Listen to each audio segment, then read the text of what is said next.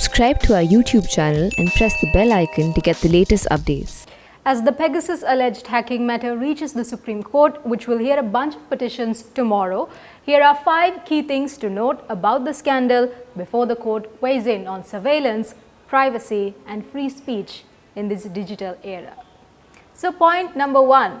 Around 300 Indian phone numbers linked to politicians, a former judge, journalists, government officers have been potentially targeted using Pegasus to monitor their behavior.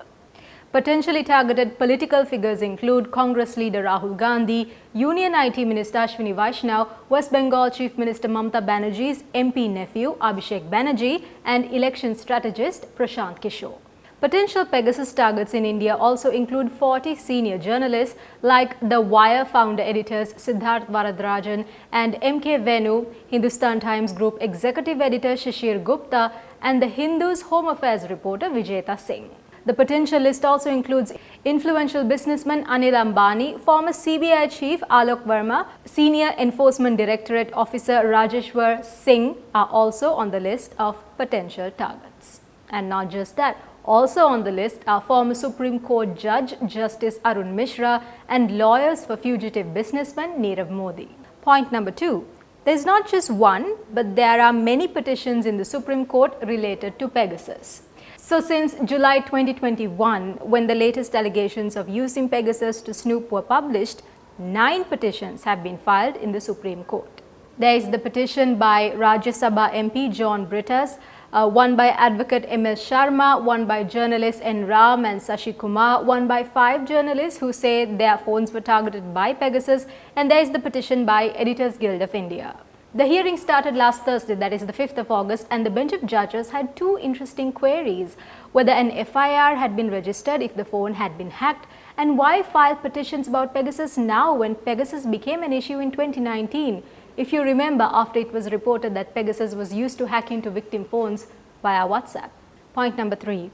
There is no clarity on whether IT Act and Telegraph Act allows the use of Pegasus. So the new IT Minister Ashwini Vaishnaw gave a statement in Parliament about the latest Pegasus usage allegations.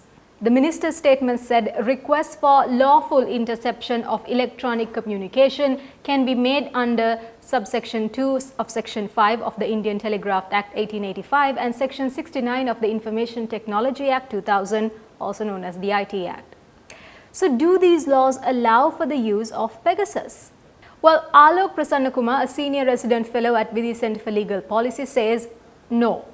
Kumar said, use of Pegasus is hacking, pure and simple. No provision to permit government use of the same under IT Act or Telegraph Act. Then referring to subsection 3 of section 69 from the IT Amendment Act 2008, Kumar pointed out there are only 3 categories of private citizen allowed whom the state can use to get info by ways of intercepting, monitoring and decrypting. These 3 categories are subscriber themselves, persons who manage the device or the intermediary, which could be the social media or messaging service. The law does not allow for a third-party software to hack a phone. But on the other hand, advocate Siddharth Chandrasekhar, practicing at the Bombay High Court, said it may be possible for the government to use Pegasus. Chandrasekhar said under the IT Act 2000, a software or program such as Pegasus may be used for the investigation of an offence, and under the Telegraph Act, it may be used on the occurrence of any public emergency or in the interest of the public safety. And getting a bit technical, here's a small overview, a recap of how Pegasus works. This is point number 4. How does Pegasus work? So this is a quick overview. It is a malicious software, which is a type of spyware.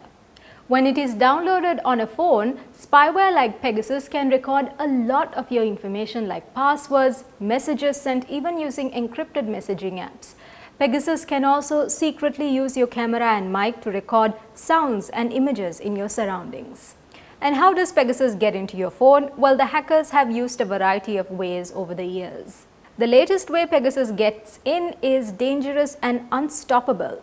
It was observed in iPhones how the hacker can send an iMessage and that's it. You don't have to click anything. Pegasus has been delivered to your phone.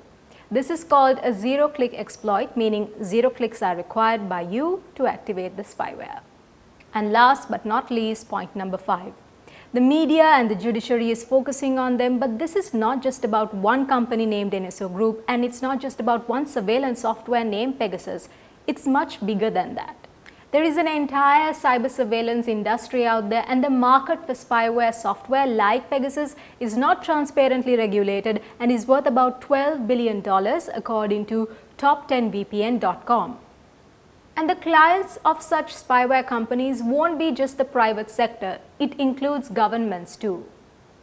So it's a much larger problem because there is a vast industry, and the only way to stop the increasing use of surveillance tools is if nation states can come together and vow to not overstep boundaries of citizen privacy, to respect democracy and end an over-reliance on surveillance tools like Pegasus. For The Print, this is Regina Mihindukulasuriya. Do not forget to subscribe to The Print's YouTube channel, and as always, keep tabs on us across all forms of social media.